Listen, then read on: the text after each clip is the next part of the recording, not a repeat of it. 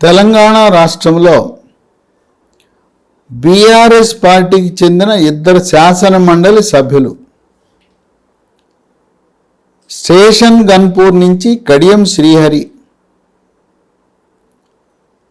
అలాగే హుజూరాబాద్ నుంచి పాడి కౌశిక్ రెడ్డి 2 శాసన మండలి సభ్యులు. వీళ్ళిద్దరూ కూడా గతంలో శాసనసభ్యుల కోటా నుంచి ఎమ్మెల్సీగా ఎన్నికయ్యారు. వాళ్ళు ఎమ్మెల్యేగా గెలిచిన తరువాత 6 డిసెంబర్ వాళ్ళ ఎమ్మెల్సీ పదవికి రాజీనామా చేశారు. అంటే తెలంగాణ రాష్ట్ర శాసన మండలిలో 2 సీట్లు ఖాళీ అయ్యాయి. ఈ 2 సీట్లు ఖాళీ అయిన తర్వాత కేంద్ర ఎన్నికల కమిషన్ ఎమ్మెల్యేల నుంచి ఈ 2 సీట్లను నింపవలసిందిగా నోటిఫికేషన్ ఇచ్చింది. ఇక్కడ ఒక విచిత్రమైన విషయం బయటపడింది. ఈ 2 కలిపి ఎన్నికలకు నోటిఫికేషన్ ఇవ్వలేదు, విడివిడిగా నోటిఫికేషన్ ఇచ్చారు. ఎన్నిక కూడా విడివిడిగా జరుగుతుంది. బ్యాలెట్ బాక్సులు కూడా విడివిడిగా ఉంటాయి. 2 కలిపి నోటిఫికేషన్ ఇచ్చి ఒకే బ్యాలెట్ బాక్సులో అందరు ఎమ్మెల్యేలు ఓటు వేయాలంటే 1 సీటు కాంగ్రెస్కి 1 సీటు బీఆర్ఎస్కి వచ్చేది. ఎప్పుడైతే నోటిఫికేషన్లు విడిగా ఇచ్చారు, ఎలక్షన్ విడిగా జరుగుతుంది, ఎలక్షన్ బాక్సులు వేరే ఉంటాయి. దీనివల్ల బీఆర్ఎస్ తీవ్రంగా నష్టపోతూ ఉంది. 2 కలిపి నోటిఫికేషన్ ఇచ్చిన పక్షంలో కాంగ్రెస్ పార్టీకి 1 ఎమ్మెల్సీ, బీఆర్ఎస్ పార్టీకి 1 ఎమ్మెల్సీ వస్తుంది. ఎమ్మెల్సీ అవ్వాలంటే కలిపి పోటీ చేస్తే 40 మంది ఎమ్మెల్యేలు ఉంటే 1 సీట్ వస్తుంది.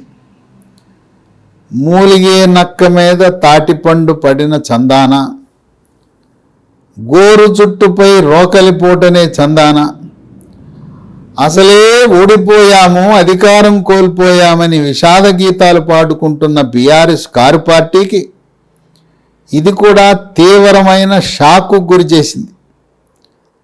2 ఎమ్మెల్యేల నుంచే ఎన్నికయ్యారు, 2 ఒకే రోజు రాజీనామా చేశారు. ఇద్దరికీ కూడా టర్ము నవంబర్ 27 వరకే ఉంది. ఎందుకు ఇట్లా 2 విడిగా నోటిఫికేషన్లు ఇవ్వటము, విడిగా ఎన్నిక జరగటం? విడిగా ఎన్నిక జరిగితే 2 కాంగ్రెస్ పార్టీ కైవసం అయిపోతాయి. 2 చోట్ల కూడా వాళ్ళకుండే 64 మంది ఓట్లేస్తారు, 2 చోట్ల వాళ్ళే గెలుస్తారు. ఇక ఎలాగో ఎంఐఎం బీజేపీ పార్టీ పోటీకి పెట్టరు, బీఆర్ఎస్ పార్టీ పోటీకి పెట్టినా 2 డబ్బాల్లో ఓట్లు 64 పడతాయి, ఇలా 39 పడతాయి. పోన్లే 39కి అదనంగా ఎంఐఎం ఓట్లు 7, 39 7 46, వాళ్ళు 64 ఎక్క పెడతారు, 64 గెలిచినట్టుగా ప్రకటిస్తారు. దీనికి న్యాయ పోరాటం చేయాలని బీఆర్ఎస్ పార్టీ సంకల్పిస్తున్నా కేంద్ర ఎన్నికల కమిషన్ స్పష్టత ఇచ్చింది. రాష్ట్ర ప్రధాన ఎన్నికల అధికారి chief electoral officer Vikas Raj ఒక స్పష్టత ఇచ్చాడు. మాకు కేంద్ర ఎన్నికల సంఘం ఇచ్చిన ఆదేశాల మేరకు 2 నోటిఫికేషన్లు విడివిడిగా జారీ చేస్తాం. ఎన్నిక వేరే జరుగుతుంది, వేరే డబ్బాల్లో మీరు ఓట్లు వేయవలసి ఉంటుంది అని చెప్పి శాసనసభ కార్యదర్శికి, శాసన మండలి కార్యదర్శికి కూడా ఆదేశాలు ఇచ్చారు. అయినా బీఆర్ఎస్ పార్టీ న్యాయ పోరాటం చేద్దాం అంటే దానికి కేంద్ర ఎన్నికల కమిషన్ స్పష్టత ఇచ్చింది. ఇది మీకోసం ఈరోజు ఏదో పెట్టిన కొత్త నిబంధన కాదు. గత కొన్ని సంవత్సరాలుగా కేంద్ర ఎన్నికల కమిషన్ వివిధ రాష్ట్రాలలో ఏ సాంప్రదాయాన్ని, ఏ నియమ నిబంధనలు పాటిస్తుందో అదే ఇక్కడ అమలు చేస్తున్నాం. మీకోసం మేము నియమ నిబంధనలు మార్చలేదు. ఏ రాష్ట్రంలో కూడా ఇలాంటి పరిస్థితి ఉత్పన్నమైతే విడివిడిగానే నోటిఫికేషను, విడివిడిగానే ఎన్నిక జరిపే మేము మా నిబంధన అని స్పష్టత ఇచ్చారు. వేచి చూద్దాం వాళ్ళ న్యాయ పోరాటం ఎంతవరకు విజయం సాధిస్తారో. దీనికి కాంగ్రెస్ పార్టీ తరపున అభ్యర్థులను సిద్ధం చేసుకుంటున్నారు. ఇప్పుడు వాళ్ళకి ఆనందం కలిగే అంశం 2, గతంలో 1 అనుకున్నారు, ఇప్పుడు 2 వచ్చినాయి. 1 మైనారిటీ అభ్యర్థికి ఇవ్వాలని కోరుకుంటున్నారు. దాంట్లో షబ్బీర్ అలీ మొదటి పేరు. షబ్బీర్ అలీని శాసన మండలికి తీసుకుని ఆయన్ని రాష్ట్ర మంత్రివర్గంలో స్థానం కల్పించే అవకాశం కనపడుతూ ఉంది. షబ్బీర్ అలీతో పాటు జాఫర్ జావీద్, ఆయన విద్యా సంస్థల అధిపతి,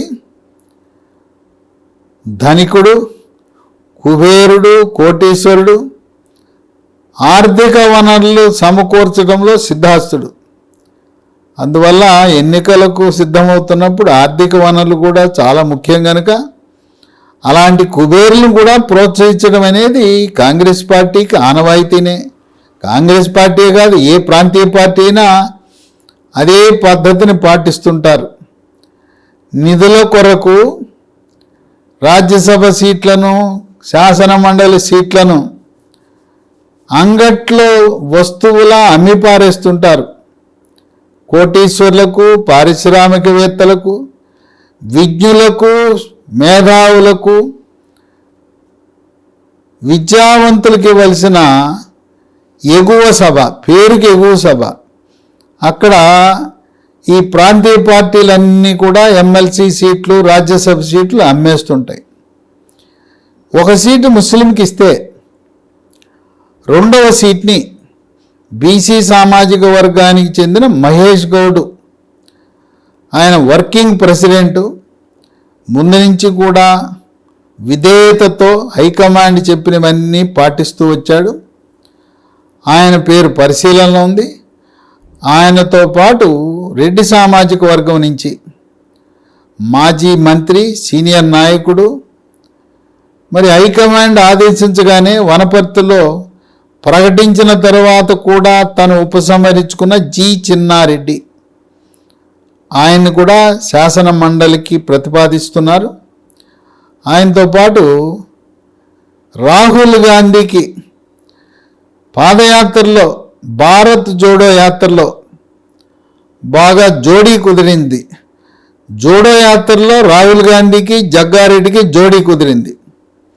జగ్గారెడ్డి యొక్క ఆయన వస్త్రధారణ, ఆయన గడ్డము, ఆయన భాష, ఆయన శైలి రాహుల్ గాంధీకి బాగా నచ్చాడు.